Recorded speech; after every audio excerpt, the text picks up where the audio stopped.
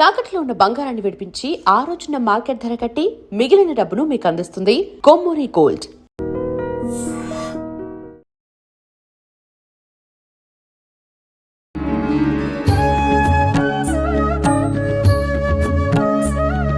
నమస్కారం అండి. అఖండ ఐశ్వర్యమస్తాన సమస్త సన్మంగళాని భవంతు. లలితా సహస్రనామ పారాయణం చేయటం వల్ల కలిగే ఫలితాలేంటి? ప్రతి ఒక్క మానవుడు కూడా, అంటే అందరూ అని అనను కానీ కొంతమంది భక్తి శ్రద్ధలతో చేస్తే చాలా వరకు 30 మంది మాత్రం కోరికల కోసమే చేస్తూ ఉంటారు. మరి ఈ మధ్య కాలంలో లలితా సహస్రనామాల్లో ఉన్న ఒక్కొక్క నామము ఒక్కొక్క మంత్రంతో సమానము అని చెప్పి, ఏ నామం తీసుకున్నా కూడా మనకు విశేషంగా ఒక కోరిక నెరవేరుతుంది అని చెప్పి, మనకు మంచిగా కలిసి వస్తుందని చెప్పి ఇలా రకరకాలుగా వింటూ ఉన్నాం. అదేవిధంగా విన్నా కొద్ది పారాయణ చేసేవారు కూడా ఎక్కువైపోయారు. మరి నిజంగా అంత మంచి ఫలితం ఉంటుందంటారా? అరుణాం కరుణాతరంగితాక్షీం ధృతపాశాంకుశ పుష్పబాణచాపాం అనిమా విధావృతై వహేకై అని ఈ ఒక్కొక్క మంత్రం ఒక్కొక్క పదం చదువుతుంటే ఒక్కొక్క నాడి దాంట్లోంచి కదులుతూ ఉంటుంది. మనకున్నటువంటి నవనాడులు ప్రధానమైనవి, కానీ మనకు అంతరంగా ఉన్నటువంటివి 1150 నాడులు ఉన్నాయి మనకు కూడా లోపల. ఒక్కొక్క పదానికి ఒక్కొక్క నామానికి ప్రతి నాడి కదులుతుంది అమ్మవారికి. సో దీన్ని ఏమంటారంటే ఒక టైప్ ఆఫ్ సోనో కెమిస్ట్రీ అంటారు దీన్ని. సోనో కెమిస్ట్రీ అంటే భావాతీత తరంగ అద్భుతం అని అర్థం. భావాతీత తరంగమైనటువంటి లోపల జరిగేటువంటి ఒక దాని ఏమంటారంటే లోపల జరిగే ఒక రకమైనటువంటి జిజ్ఞాస, అంటే అంతర్గతమైన జిజ్ఞాస. అది వాటికి ఎంజాయ్ చేస్తుంటాయి, సెల్ఫ్ ఎంజాయ్ చేస్తుంటాయి ఒక్కొక్క నాడి. ఇప్పుడు నేను ఇంటరాక్ట్ అయ్యాను బాగా, రైట్, నన్ను అమ్మవారి కలిసింది, అమ్మ నన్ను టచ్ చేసింది, అమ్మ నన్ను ముట్టుకుంది, ఇలా వాటికి అవే ఎంజాయ్ చేస్తుంటాయి. So that is nothing but Sono chemistry అంటే దాన్ని. సోనో కెమిస్ట్రీ అంటే మీకు చెప్పాలంటే ఒక రకంగా మీకు ఈ సంస్కృత మంత్రాల ఉచ్చారణతోని నాడి కదలిక వలన ఏకాగ్రత భావన, మన వెన్నుపూస ఉండేటువంటి ఏకాత్మ భావన పర్ఫెక్ట్గా వస్తుంది. లలిత అంటే పూర్తిగా మన వెనుక భాగం ఉన్నటువంటి ఒక పూర్తి స్థాయి మణిపూరక నుంచి కింది వరకు ఉండేటువంటి ఒక రకమైనటువంటి మన బ్యాగ్ స్ట్రెంగ్త్ మొత్తం కూడా. ఒక్కొక్క నాడిలో కదలిక వల్ల వచ్చేటువంటి ఉచ్చారణలో అనేకమైనటువంటి యోగాలు ఎక్కువగా ఉంటాయి. సో మీరు ఇందాక అన్నారు అందరు కోరికలతో చేస్తున్నారనే విషయంలో, సరే మరి పుట్టింది మనం మానవ జన్మ కాబట్టి కలి ప్రధానంలో మానవ జన్మలో ప్రతిదీ కూడా స్వీకరించడానికి నాకు కావాలి, నా మా అనేటువంటి మాట ఎక్కువ ఉంటుంది.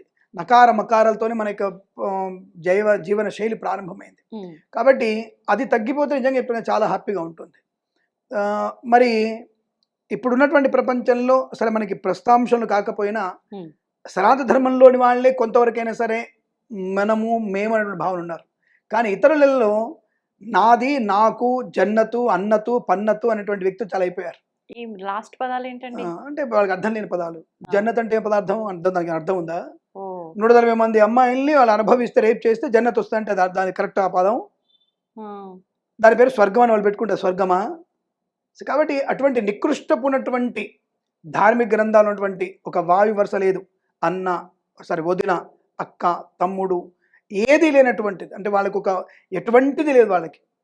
ఇవాళ నైట్ అక్క దగ్గర పడుకుంటాడు, పిల్లల్ని కంటాడు, రేపు పొద్దున్న చెల్లి దగ్గర పడుకుంటాడు, అక్కడ పిల్లల్ని కంటాడు, ఎల్లుండి అమ్మ దగ్గర పడుకుంటాడు, పిల్లల్ని కంటాడు. వాడి ధర్మం అది.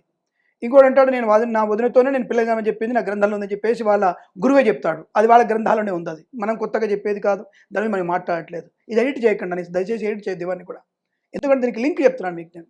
ఇప్పుడు మన విషయంలోకి వచ్చేస్తే ప్రతి పదంలో కూడా భగవంతుల అమ్మవారిని చూస్తాం మనం. ప్రతి పదంతో అమ్మవారిని చూస్తాం. కూతురు పుట్టగానే ఆ కూతురు కాళ్ళకి పసుపు రాసేసి నాకు అమ్మవారండి, నా బాలాదేవి అంటారు. కొద్ది కన్య కాగానే కన్య అండి, కన్య పూజ చేస్తున్నా అంటాడు. కొద్ది పెళ్లి కాగానే యువత అండి, నేను వధూవరులకి పూజిస్తున్నా, దంపతులకి పూజిస్తున్నా. పెద్దావిడ కాగానే వృద్ధ దంపతులు అండి, పార్వతి పరమేశ్వరులు వాళ్ళు పూజ చేస్తున్నా. పెద్దావిడ అయిపోయిన తర్వాత తల్లి అండి, తండ్రి లేకపోతే తల్లి ఆశీస్సుల కోసం నేను పూజ చేస్తున్నా అండి, నా తల్లి కోసం పూజ చేస్తున్నా. ఎక్కడ నా తల్లిని ఎక్కడ మేము తగ్గించాము? మేము నా స్త్రీకి ఎక్కడ అగౌరవంగా కనిపించింది మీకు? ఇది నా ధర్మం. నా ధర్మంలో ఎందుకు చెప్తున్న విషయం అంటే ఆ లలితా సహస్రనామంలో ఉన్నటువంటి వ్యక్తిత్వమే స్త్రీని ఉన్నతమైన వ్యక్తిగా చిన్నగా ఎక్కడంటే ఇక్కడ కింద నుంచి ఆ పాతాళం వరకు కూడా అసలు అమ్మవారి వ్యాప్తి ఉన్నదని చెప్పడానికి అపురూపమైనటువంటి ఘట్టమే లలితా సహస్రనామ పారాయణ. మీరు అన్నట్టుగా ఇప్పుడు అందరూ కోరికలు కోరుకుంటున్నారంటే ఇప్పుడు నేను ఎగ్జాంపుల్ చెప్తాను మీకు. నేను రీసెంట్ ఎగ్జాంపుల్ అంటే 2 రకాలు చెప్పాలి. మావిడ గురించి చెప్తాను, నాకు ఇంకా బయట వాళ్ళ గురించి తెలియదు కాబట్టి 2 రకాల కారణాలు ఉన్నాయి. 2 విషయాలు చెప్తాను మీకు ప్రత్యక్షంగా నాది. నాకు ఒకప్పుడు మీకు చెప్పుంటాను నేను, నాకు ఎడమ ముక్కులోంచి బ్లడ్ వచ్చేది. అది ఎందుకు వచ్చేది అని అడిగితే, నాకు కొద్దిగా ముక్కులో డస్ట్ ఉంటుంది, మాకు దరిద్ర బలం ఉంటుంది, ముక్కులో ఎప్పుడు కూడా శుభ్రం చేసుకోవడానికి వేలు పెట్టుకునే అలవాటు. ఎంతో డాక్టర్ దగ్గరికి వెళ్ళా, ఫేమస్ డాక్టర్ దగ్గరికి వెళ్ళా, డాక్టర్ వికే శర్మ గారి దగ్గరికి, తర్వాత మంజుల గారి దగ్గరికి, జేజే హాస్పిటల్లో సీనియర్ ఆవిడ డాక్టర్ ఆవిడ దగ్గరికి వెళ్ళాను, యశోదకి వెళ్ళాను, పెద్ద పెద్ద డాక్టర్ దగ్గరికి వెళ్ళాను. ఒక డాక్టర్ అయితే చెప్పాడు, జోక్ చెప్పాడు, మీకు ఇది వేలు తీసేయాలండి అన్నాడు. ఇది ఆపరేషన్ ఇదంటే ఇది తీసేయాలన్నాడు. ఇదే సార్ ముక్కలు అయితే ఇది ఎందుకు ఆపరేషన్ చేయాలంటే, మీరు ఎప్పుడు వేలు పెట్టుకుంటారు కదండి, తీసే సరిపోతుంది. దానికి ఏం లేదా అంటే, దానికి ఏం మార్గం లేదు, అది దానికి హీలింగ్ అవ్వాలి. 2 సంవత్సరాలు నేను షూట్ చేస్తుండేది, బ్లడ్ వచ్చేది నాకు అది. కారణం ఎట్లా అంటే, ఒక 3 minutes కారుతుంది ఆ బ్లడ్. అది అంత భయంకరంగా ఉంటుంది, నాకే భయం వేసేది. ఇక్కడ ప్రాబ్లం లేదు, ఇది పెట్టడం వల్లే ప్రాబ్లం. ఇది పెట్టి సన్న పొర కట్ అయిపోయింది. నువ్వు ఇట్లా అనుకున్నా సరే బ్లడ్ వచ్చేస్తుంది, గట్టిగా ముక్కులోంచి తుమ్మినా సరే బ్లడ్ వచ్చేస్తుంది. అంటే అంత పల్చగా అయిపోయి గాయం అయిపోయింది అది. అన్నారు, సరే అయినా పోవట్లేదు. మరి అప్పుడు ఇప్పుడు మా ఆవిడని తీసుకొస్తాయి సీన్లోకి. ఆవిడకు నమ్మకం 11 సార్లు అంటే, ప్రతి దసరా అప్పుడు ప్రతిరోజు 11 సార్లు, డైలీ 11 సార్లు లలిత పారాయణ చేసుకుంటుంది. తనకు అనుకున్నట్టు ఖచ్చితంగా నవరాత్రుల్లో. తర్వాత ఎప్పుడన్నా మెయిన్ వరలక్ష్మి వ్రతం అప్పుడు చేసుకుంటున్నాం. ఈసారి ఏంటంటే, అమ్మ 11 రోజులు, రోజు 11 సార్లు నేను పారాయణ చేస్తాను, ఒక మొక్కుడు. రెండవది, మీరు బాగా తెలుసో తెలియదు, సప్త శనివారాల వ్రతం ఉంటుంది, అది మొక్కిందమ్మా. నిజం చెప్తున్నా కదా, ఈ రోజుకి ఇప్పుడు వేలు పెట్టి నెట్టితన్నా నాకు బ్లడ్ రావట్లా. డాక్టర్ నాకు మందులు ఇవ్వాల, క్రీమ్ ఇచ్చారు, ఇది క్రీమ్ పెట్టుకోండి, ముక్కులో పక్కులు రాకుంటాయి కదా, అవి డస్ట్ రాకుండా కొద్దిగా మీరు అది క్రీమ్ పెట్టుకోండి, అది ఎండిపోకుండా ఉంటుంది ముక్కు, చేయి పెట్టుకోవాలనిపించదు అప్పుడు, ఉంటే కదా డస్ట్ ఉంటే చేయి పెట్టుకుంటే చెప్తారు. అది ఇచ్చారు నాకు, అదొకటే ఇచ్చారు నాకు, ఇక్కడ ఇంకేం ఇవ్వలే నాకు. మళ్ళీ ఆ తర్వాత మా ఆవిడ చేసింది, 3rd వీక్లో ఒకసారి ఇట్లా పడింది నాకు, 4th వీక్ నుంచి మాయమైపోయిందమ్మా.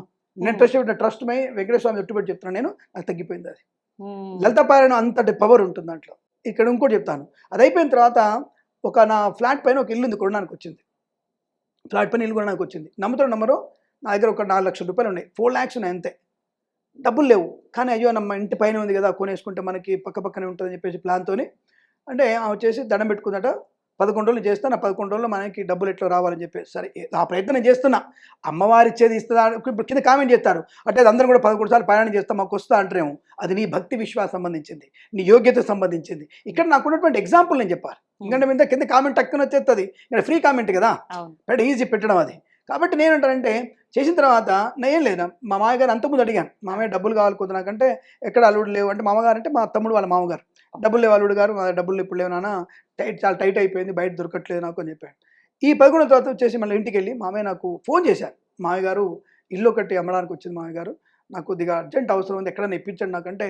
ఎప్పుడు కావాలి అల్లుడు గారు, ఫస్ట్ మాట అంటే, నాకు 3 రోజులు కావాలి మా అల్లుడు గారు. సరే ఎంత కావాలి మామయ్య గారు, 20 లక్షలు కావాలి మామయ్య గారు.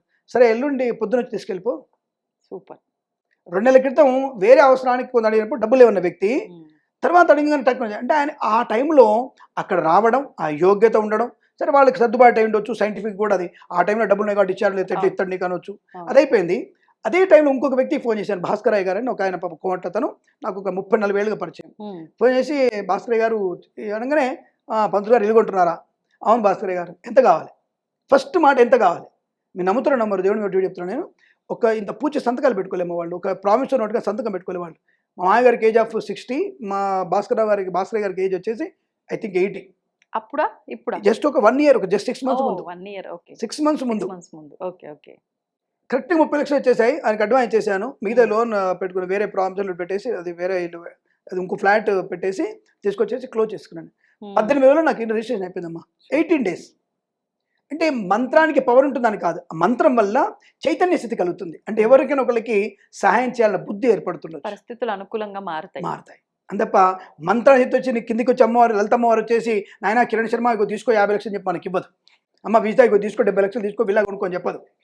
ఎందుకంటే అలా ఇస్తే అందరు బద్దకులే అవుతారు. నీ మంత్రముతో నువ్వు మంత్రం జపం చేసుకుంటూ నీ పనిని నిర్వర్తించగలిగితే, నీ సంకల్పం నెరవేర్చేటువంటి రహదారి అమ్మవారు ఏర్పరుస్తుంది. దట్ ఈజ్ లలిత సహస్రనామ పారాయణ. మరి నిజంగా అంటే చేస్తుంటే ఇంత మంచి ఉదాహరణ మీ ఫ్యామిలీలోనే జరిగింది. ఎంత నిష్టగా చేస్తుంటారు, ఎంత భక్తితో, ఎలా చేశారు?